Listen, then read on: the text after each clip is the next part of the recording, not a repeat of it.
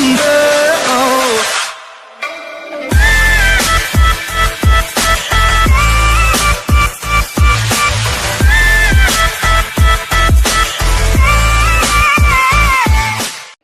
ดีครับอยู่กับผม IVZTV นะตอนผมจะมาสอนวิธีทำอินโทนผสมกับคลิปแล้วก็ลงใน YouTube นะแล้วก็ต้องมีโปรแกรมนี้นะนี่เลยเนี่ยกดเข้าไปนะ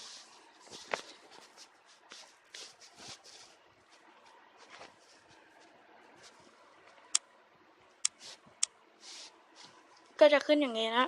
กดไปที่แก้ไขวิดีโอนะก็จะขึ้นมาอย่างนี้คุณกดไปที่วิดีโอแล้วหาคลิปสมมติผมจะเอาอันนี้อย่าทำให้ดูใหม่เอาอันนี้ออกก่อนเนี่ยก็กดไปที่อันที่คุณเลือกจุ๊บแล้วมันจะเป็นอย่างนี้แล้วก็กดไปครั้งมันจะอยู่ข้างล่าง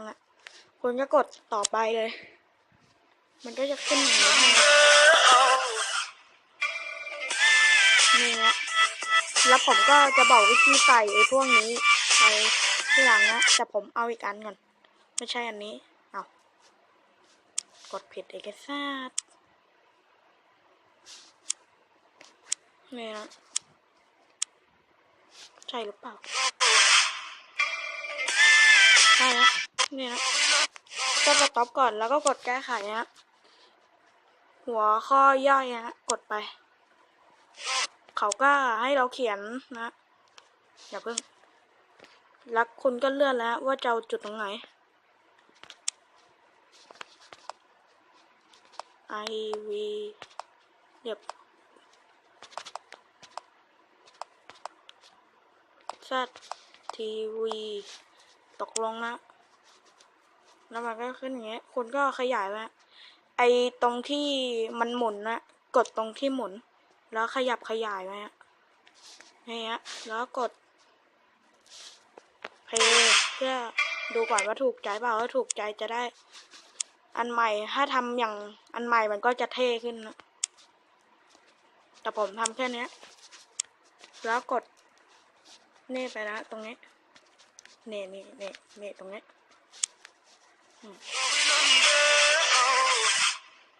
เห็นไหมฮะแล้วสามารถเอาลงได้นะแล้วก็ออกปุ๊บแล้วคุณก็ไปที่วิดีโอเพราะอันข้างล่างมันมีอยู่แล้วผมก็จะเอาคลิปนี้ลงละนี่กดไปต่อไป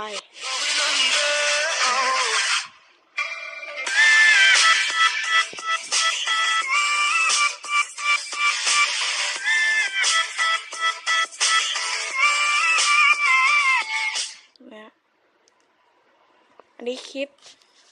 ย่อแล้วเนี่ยคุณก็กดออกไปเลยเนี่ยมันก็อย่างนี้แล้วคลิปที่คุณทำใหม่ก็คืออันไหนคุณก็ตรวจสอบนะห้ามกดไปที่คลิปต้องกดไปที่รูปดินสออย่างเดียวนะใช่คลิปนี้เปล่าไม่ใช่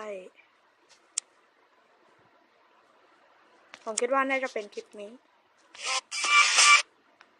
ใช่ด้วย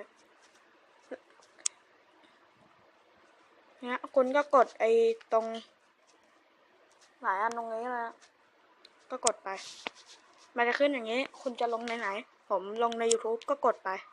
และโหมดรวดเร็วมันกำลังไอ้นี่อยู่เน็ตไม่ค่อยแรงเพราะอยู่ข้างบนห้องข้ามไปตอนที่ถึงเลยดีกว่านี่นะแล้วมันจะขึ้นอย่างนี้คนก็ตั้งชื่อคลิปแล้วผมจะตั้งชื่อว่าว้าวแบบเล่นๆนะแล้วก็กดไปเลยชุบเน็ตช้าแล้วมันก็จะขึ้นมาอย่างนี้แล้วก็ผมแค่ทำให้ดูเล่นๆลบเพราะผมไม่ทำจริงไงแค่นี้แหละแต่ต้องมีโปรแกรมนี้นะนี่แล้ววิธีหาอินโทนมาก็กดเข้าไปใน YouTube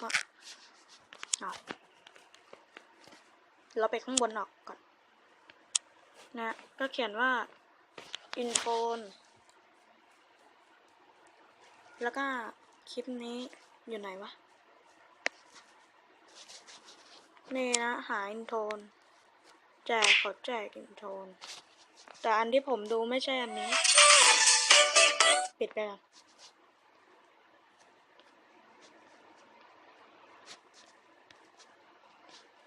อินโทนนี้ก็ได้นะของอันนี้เดี๋ยวผมให้ดูชื่อนี่นะชื่อเป็นอย่างนี้ช่องนี้นะนี่ชื่ออย่างนี้จะพิมพ์ไปเอานะอันนี้ก็อันที่ผมมันจะมีอันที่ผมเอามาอยู่มันอยู่ในคลิปเนี้ยเอกก็น่าจะเอามาจากอันนี้นะก็กดไปเลยชุบก็เปิดนะเปิดในตรงนี้นะและชื่อก็นี่อันนี้ของผมเลยนี่มันก็จะขึ้นสีฟ้าก็กดไปสมมติผมจะได้อันที่สองปึ๊บ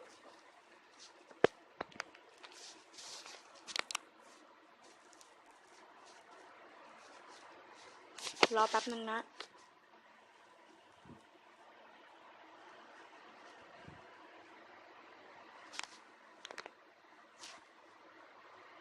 เนี่ยมันก็จะขึ้นอย่างเงี้ยคุณก็กดดาวน์โหลดไปฮะแล้วก็เรียบร้อยใช่เปล่าดูก่อนหรือไม่ใช่เวนเลยใช่ฮะซึ่งผมก็โหลดมาแล้วอย่าผมไปลบอะแล้วก็ออกอะ